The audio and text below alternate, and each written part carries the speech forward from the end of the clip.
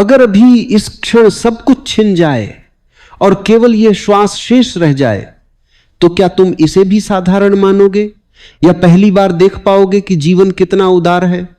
क्योंकि जो दिखाई देता है वही जीवन नहीं है, जो अनदेखा रह जाता है वही जीवन की जड़ है।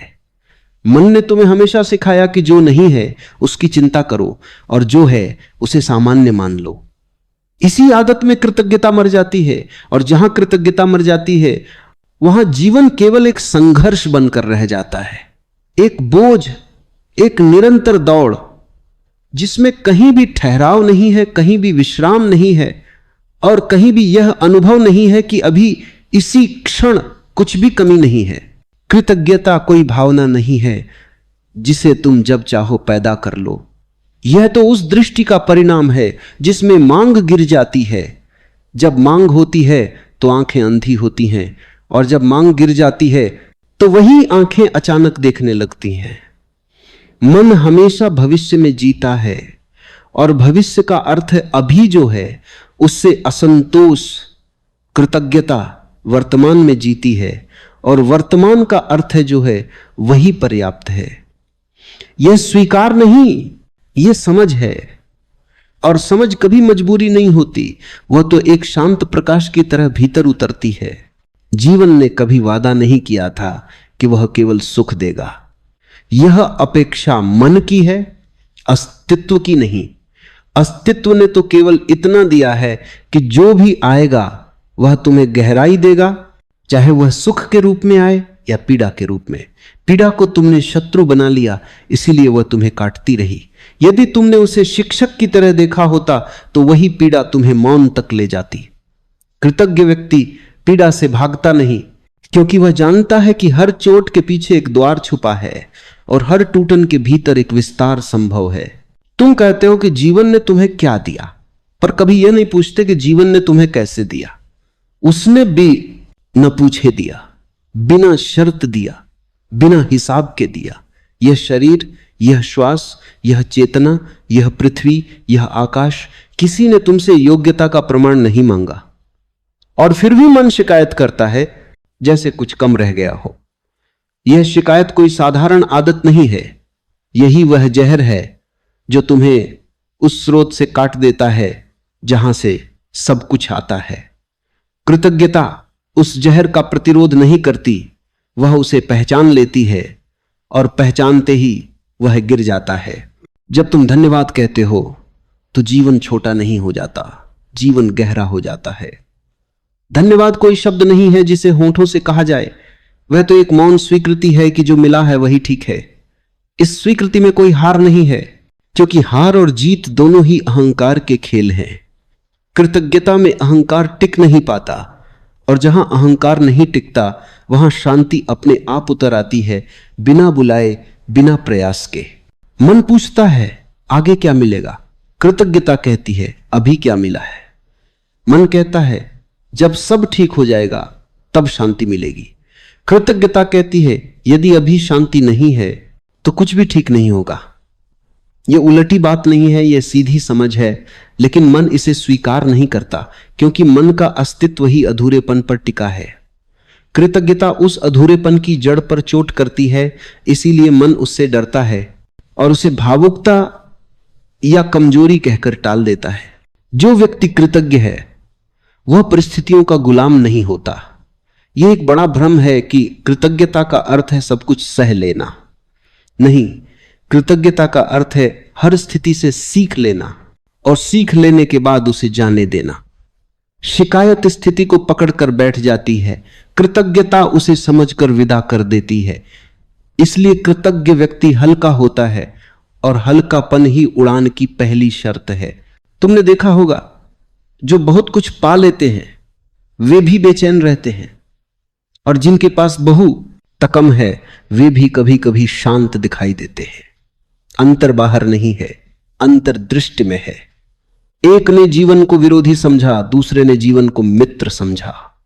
मित्र से धन्यवाद स्वतः निकलता है, शत्रु से केवल मांग और शिकायत निकलती है। जीवन न तो मित्र है न शत्रु, वह तो जैसा तुम देखो वैसा हो जाता है।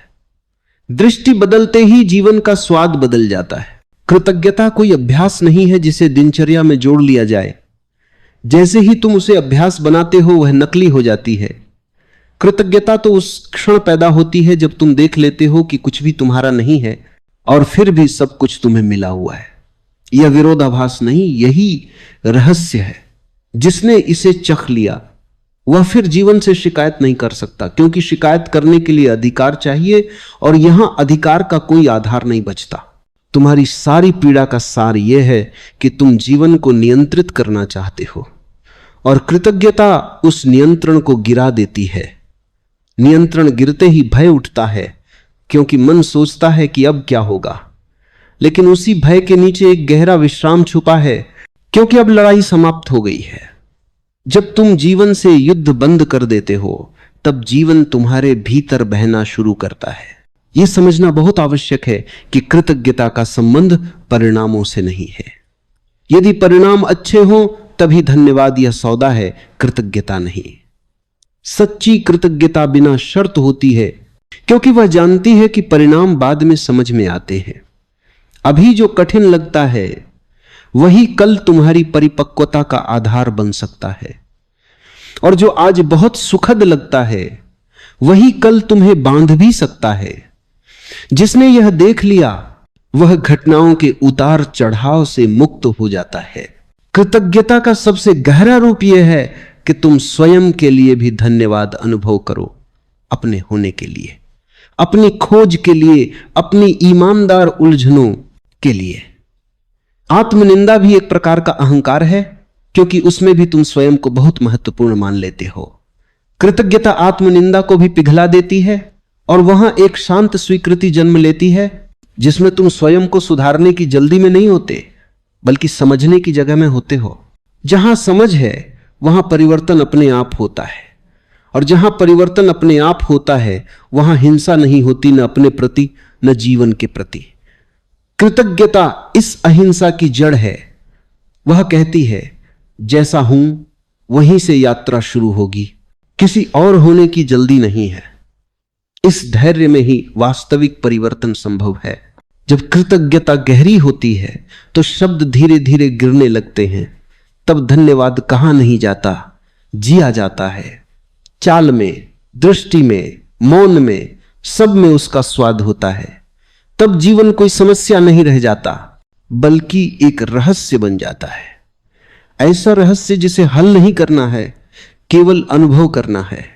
और अनुभव करने के लिए केवल एक ही शर्त है, खुले रहना। खुले रहना आसान नहीं है, क्योंकि खुले होने का अर्थ है असुरक्षित होना। लेकिन जीवन असुरक्षा में ही नृत्य करता है। सुरक्षा मन का सपना है, अस्तित्व की वास्तविकता नहीं। कृतज्ञता तुम्हें उस वास्तविकता के साथ तालमेल में ले आती है, जहां तुम बचाव में नहीं, सहभागिता में होते हो। जब सहभागिता होती है तब जीवन बोझ नहीं रहता। तब हर सुबह एक उपहार की तरह आती है और हर रात एक विश्राम की तरह। तब मृत्यु भी शत्रु नहीं लगती, बल्कि पूर्णता का एक क्षण लगती है। क्योंकि जिसने जीवन के लिए धन्यवाद सीखा, उसने मृत्यु के लिए भी धन्यवाद सीख लिया। और जहां मृत्यु का भय गिर जाता है, वहां जीवन पहली बार पूरी तरह खिलता है। यही वह स्वाद है जिसे शब्द पूरी तरह नहीं पकड़ सकते, लेकिन शब्द इशारा कर सकते हैं, और इशारे काफी हैं। यदि देखने की आंख जागृत हो, कृतज्ञता कोई अंतिम उत्तर नहीं है, वह तो प्रश्नों के बीच का मौन है। और उस मौन में ही वह सब कुछ छुपा है जिसकी खोज में तुम बाहर भटके। कृतज्ञता की वास्तविक परीक्षा तब होती है जब जीवन तुम्हारी योजनाओं के अनुसार नहीं चलता, जब अपेक्षाएं टूटती हैं, जब रास्ते धुंधले हो जाते हैं, जब जिन पर भरोसा था वही हाथ छुड़ा लेते हैं। तब मन कहता है कि अब धन्यवाद कैसे दिया जाए। लेकिन यही वह क्षण है जहां या तो कृतज्ञता मर जाती है या पहली बार जन्म लेती है। क्योंकि आसान समय में धन्यवाद कहना सजावट है, कठिन समय में धन्यवाद कहना रूपांतरण है। यहां कृतज्ञता किसी घटना के लिए नहीं होती, बल्कि उस चेतना के लिए होती है जो हर घटना से गुजरते हुए भी टूटी नहीं है। मन हमेशा पूछता है कि यह मेरे साथ ही क्यों हुआ। यह प्रश्न निर्दोष नहीं है, इसके पीछे यह मान्यता छुपी है कि जीवन को न्यायालय की तरह काम करना चाहिए, जहां हर किसी को उसके अनुसार सुख और दुख बांटे जाएं। लेकिन जीवन न्यायालय नहीं है, वह एक प्रयोगशाला है। यहां कोई दंड नहीं है, कोई पुरस्कार नहीं है, केवल अनुभव है। जिसने इसे समझ लिया वह पीड़ा में भी अर्थ खोज लेता है, और वही अर्थ धीरे धीरे पीड़ा को गहराई में बदल देता है। कृतज्ञता का एक सूक्ष्म आयाम यह है कि वह तुम्हें तुलना से मुक्त करती है। जब तुम तुलना करते हो तो तुम हमेशा किसी न किसी से पीछे रह जाते हो, क्योंकि संसार में कोई न कोई तुमसे आगे होगा। तुलना का अर्थ है स्वयं को नकारना, और स्वयं को नकारने वाला व्यक्ति कभी कृतज्ञ नहीं हो सकता। कृतज्ञता कहती है कि जो है वही पर्याप्त है, और जो पर्याप्त है उसी में आनंद का बीज छुपा है। तुलना उस बीज को उगने से पहले ही कुचल देती है। जीवन तुम्हें वही नहीं देता जो तुम चाहते हो, वह तुम्हें वही देता है जिसकी तुम्हें आवश्यकता है। लेकिन आवश्यकता को पहचानने के लिए दृष्टि चाहिए। इच्छा शोर करती है, आवश्यकता मौन रहती है। मन शोर सुनता है, चेतना मौन सुनती है। कृतज्ञता चेतना की भाषा है। इसलिए जैसे जैसे कृतज्ञता गहरी होती है, वैसे वैसे तुम्हारे भीतर का शोर कम होने लगता है। तब तुम पहली बार सुन पाते हो कि जीवन वास्तव में क्या कह रहा है। तुमने शायद अनुभव किया होगा कि जब सब कुछ ठीक चल रहा होता है तब तुम जीवन को हल्के में लेते हो, लेकिन जब कुछ हिलता है, जब जमीन खिसकती है, तब तुम पहली बार पूरी तरह उपस्थित होते हो। यही विडंबना है जिसे तुम संकट कहते हो, वही तुम्हें वर्तमान में ले आता है। कृतज्ञ व्यक्ति इस विडंबना को समझता है, इसलिए वो संकट से भागता नहीं बल्कि उसे सुनता है। सुनते सुनते वो देख लेता है कि संकट भी किसी न किसी रूप में मार्गदर्शन ही कर रहा है। कृतज्ञता का संबंध सकारात्मक सोच से नहीं है। सकारात्मक सोच मन का खेल है, वह नकारात्मक को दबाने की कोशिश करता है। कृतज्ञता दबाती नहीं, वह सबको स्थान देती है। वह कहती है कि जो है उसे होने दो, देखो, समझो। इसी देखने और समझने में धीरे धीरे वह ऊर्जा बदलने लगती है जिसे तुम समस्या कह रहे थे। परिवर्तन संघर्ष से नहीं आता, स्वीकृति से आता है, और स्वीकृति का सबसे शुद्ध रूप कृतज्ञता है। जब तुम जीवन से लड़ते हो तो तुम अकेले हो जाते हो, लेकिन जब तुम धन्यवाद में झुकते हो तो तुम अलग नहीं रहते। तब अचानक यह बोध आता है कि तुम और जीवन दो नहीं हो। वही हवा जो वृक्षों को हिला रही है, वही श्वास तुम्हारे भीतर चल रही है, वही ऊर्जा जो नदियों को बहा रही है, वही धड़कन तुम्हारे हृदय में भी है। इस बोध में कृतज्ञता स्वाभाविक है, क्योंकि अब धन्यवाद किसी बाहरी सत्ता को नहीं बल्कि उसी प्रवाह को है जिसका तुम स्वयं एक हिस्सा हो। कृतज्ञता समय को भी बदल देती है। शिकायत में समय भारी हो जाता है, घसीटता हुआ लगता है। कृतज्ञता में समय हल्का हो जाता है, बहता हुआ लगता है। यही कारण है कि कृतज्ञ व्यक्ति जल्दी बूढ़ा नहीं होता। भले ही शरीर थक जाए, भीतर कुछ ताजा बना रहता है, क्योंकि उसने जीवन को बोझ नहीं बनने दिया। बोझ वही बनता है जिसे तुम विरोध में ढोते हो। एक और गहरा भ्रम यह है कि कृतज्ञता का अर्थ है संतोष, और संतोष का अर्थ है विकास, रुक जाना। वास्तव में उल्टा सत्य है। जो असंतोष से प्रेरित होकर बढ़ता है वह कभी तृप्त नहीं होता, लेकिन जो कृतज्ञता से बढ़ता है उसकी वृद्धि में सहजता होती है। वह कहीं पहुंचने की जल्दी में नहीं होता, इसलिए उसकी यात्रा सुंदर हो जाती है। सुंदर यात्रा ही वास्तविक उपलब्धि है, कोई अंतिम मंजिल नहीं। कृतज्ञता तुम्हें दूसरों से भी अलग तरह से जोड़ती है। जहां शिकायत है वहां दोषारोपण है, जहां कृतज्ञता है वहां समझ है। समझ का अर्थ यह नहीं कि तुम सब कुछ स्वीकार कर लेते हो, बल्कि यह कि तुम यह देख लेते हो कि हर व्यक्ति अपनी सीमाओं से काम कर रहा है। इस देखने में करुणा जन्म लेती है, और करुणा में तुम्हारा अपना घाव भी भरने लगता है। दूसरों को क्षमा करना वास्तव में स्वयं को मुक्त करना है और कृतज्ञता इस मुक्ति का द्वार है। धीरे धीरे कृतज्ञता एक आदत नहीं बल्कि एक सुगंध बन जाती है। वह तुम्हारे शब्दों में नहीं, तुम्हारी उपस्थिति में महसूस होती है। लोग कारण नहीं जानते, लेकिन वे तुम्हारे पास शांत अनुभव करते हैं। यह शांति किसी प्रयास से नहीं आती, यह उस संघर्ष के समाप्त होने से आती है जिसे तुमने जीवन के विरुद्ध पाल रखा था। जहां संघर्ष समाप्त होता है, वहीं से ध्यान अपने आप शुरू हो जाता है, बिना किसी विधि के, बिना किसी अनुशासन के। कृतज्ञता का अंतिम उपहार यह है कि वह तुम्हें अकेलेपन से मुक्त करती है। अकेलापन तब होता है जब तुम स्वयं को जीवन से अलग मानते हो। कृतज्ञता इस अलगाव को धीरे धीरे पिघला देती है। तब तुम भीड़ में भी अकेले नहीं होते और एकांत में भी खाली नहीं होते। तब एक गहरी संगति भीतर बनी रहती है जो किसी पर निर्भर नहीं है। इस संगति में जीने वाला व्यक्ति मृत्यु से भयभीत नहीं होता, क्योंकि उसने जीवन को पूरे मन से स्वीकार किया है। जिसने जीवन को स्वीकार किया, उसने मृत्यु को भी स्वीकार कर लिया। और स्वीकार में एक अजीब सी स्वतंत्रता है, ऐसी स्वतंत्रता जिसमें न कुछ पाने की हड़बड़ी है, न कुछ खोने का डर। वहां केवल होना है, शांत, गहन और जीवंत। कृतज्ञता तुम्हें यही होना सिखाती है, न कम न ज्यादा, बस वही जो इस क्षण संभव है। और जब तुम इस क्षण के साथ हो जाते हो तो अस्तित्व भी तुम्हारे साथ हो जाता है। तब जीवन कोई समस्या नहीं रह जाता जिसे सुलझाना हो, बल्कि एक गूढ़ नृत्य बन जाता है जिसमें तुम सहभागी हो, दर्शक नहीं। जब कृतज्ञता इस बिंदु तक पहुंचती है, तब वह किसी अनुभव की प्रतिक्रिया नहीं रह जाती, बल्कि स्वयं अनुभव का स्वरूप बन जाती है। तब जीवन के प्रति धन्यवाद कहना एक अलग क्रिया नहीं होता, बल्कि जीवन को जीना ही धन्यवाद बन जाता है। जैसे नदी बहते समय यह नहीं कहती कि वह बह रही है, वैसे ही तुम्हारा होना स्वयं एक मौन स्वीकार बन जाता है। इस अवस्था में कोई भीतर बैठा मूल्यांकन नहीं करता कि यह ठीक है या गलत, अच्छा है या बुरा। निर्णय का यह द्वंद्व गिर जाता है और उसके गिरते ही भीतर एक गहरी शांति उतर आती है जो किसी परिस्थिति से हिलती नहीं।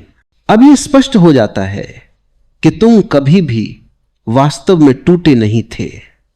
जो टूटा था वह केवल एक कल्पना थी अपने बारे में, जीवन के बारे में, भविष्य के बारे में। वास्तविकता तो हमेशा साबुत थी, शांत थी, प्रतीक्षा में थी।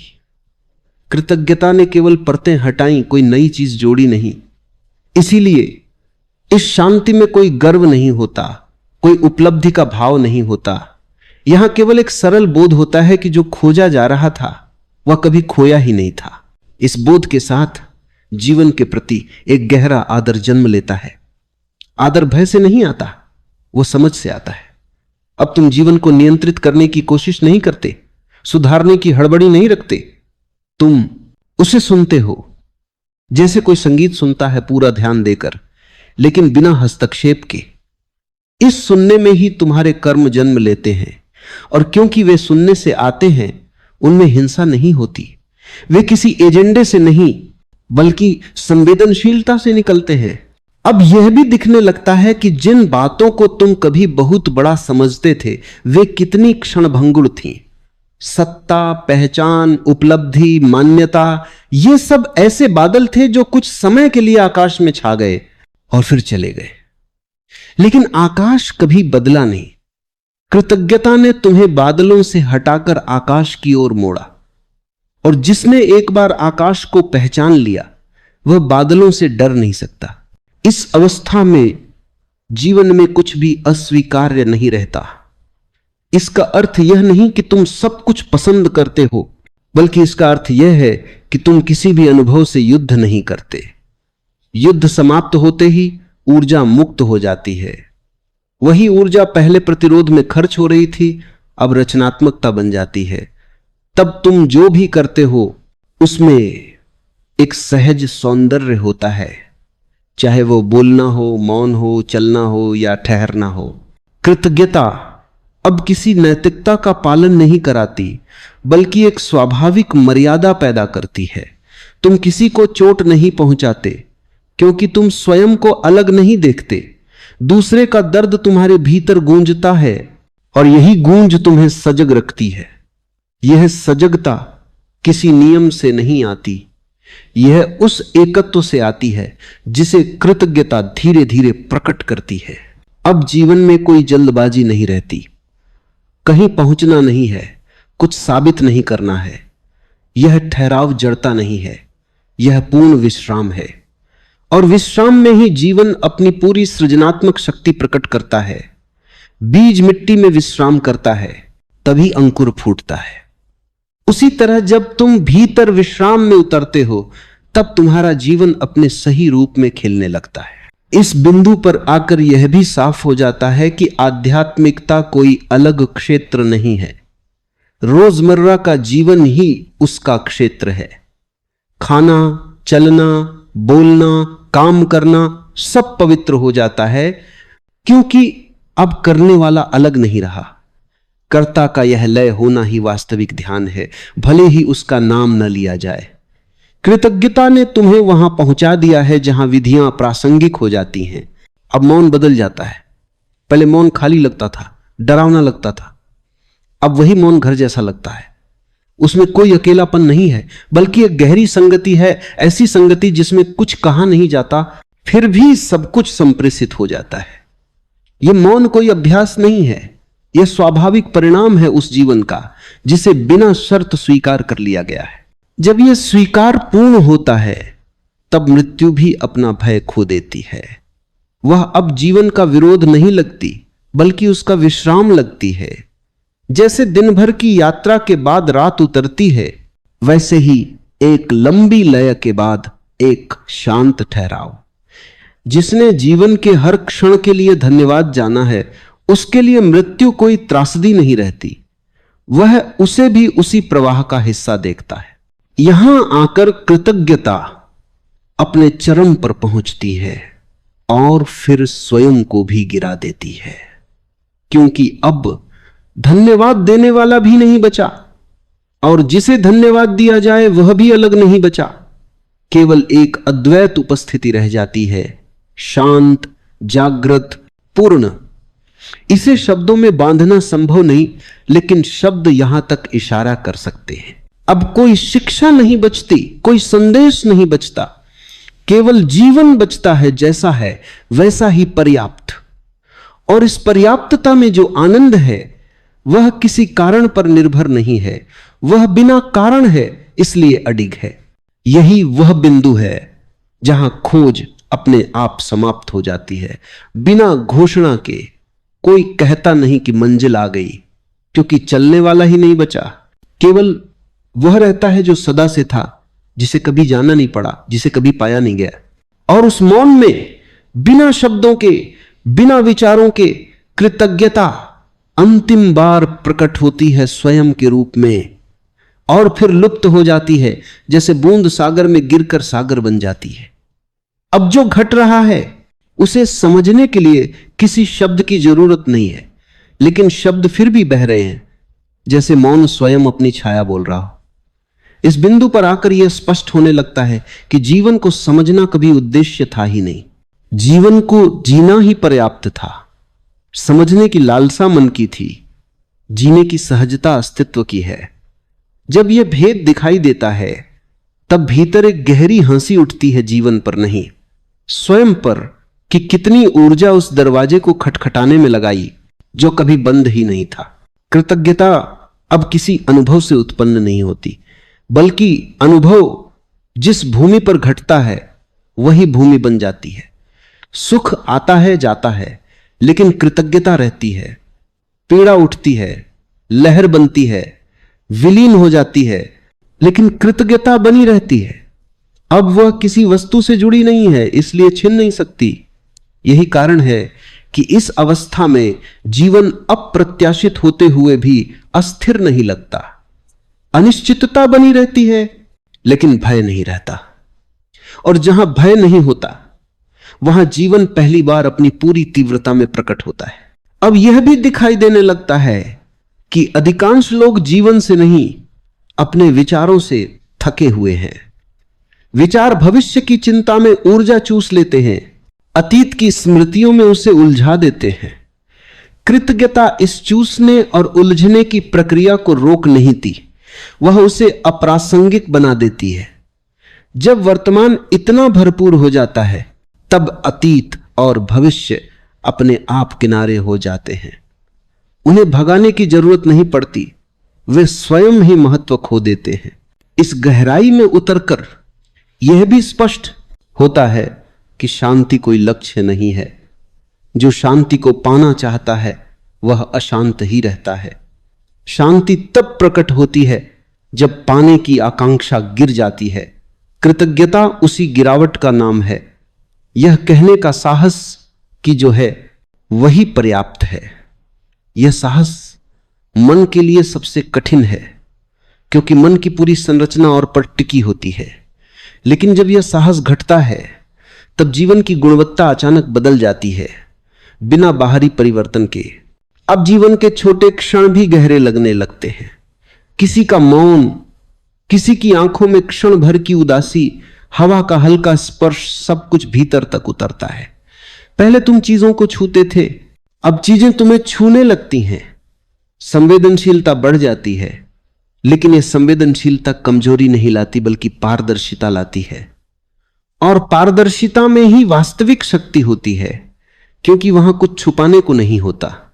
इस अवस्था में पहुंचकर यह भी समझ में आता है कि अधिकांश नैतिकता भय से जन्म लेती है। दंड का भय, अस्वीकार का भय, दोषी ठहराए जाने का भय। लेकिन कृतज्ञता से जो नैतिकता जन्म लेती है वह भय से नहीं, समझ से आती है। तब तुम सही इसीलिए नहीं करते कि गलत करने से डर लगता है, बल्कि इसीलिए करते हो क्योंकि गलत करना भीतर असंगति पैदा करता है। यह भीतर की संगति ही तुम्हारा मार्गदर्शक बन जाती है। अब कोई यह नहीं पूछता कि जीवन का अर्थ क्या है, क्योंकि जीवन स्वयं अर्थ बन जाता है। अर्थ किसी निष्कर्ष से नहीं आता, वह पूर्ण भागीदारी से आता है। जब तुम आधे मन से जीते हो तब अर्थ ढूंढते हो, जब तुम पूरे मन से जीते हो तब अर्थ प्रश्न ही नहीं रहता। कृतज्ञता तुम्हें इसी पूर्णता की ओर ले जाती है, धीरे, बिना धक्का दिए, बिना उपदेश के। इस पूर्णता में एक अजीब सी विनम्रता होती है। यह विनम्रता स्वयं को छोटा मानने से नहीं आती, बल्कि स्वयं को केंद्र से हटाने से आती है। जब तुम केंद्र नहीं रहते तब बोझ भी नहीं रहता। जीवन चलता है, कर्म होते हैं, निर्णय लिए जाते हैं, लेकिन भीतर कोई दावा नहीं होता कि यह सब मैं कर रहा हूं। यह दावा गिरते ही तनाव गिर जाता है।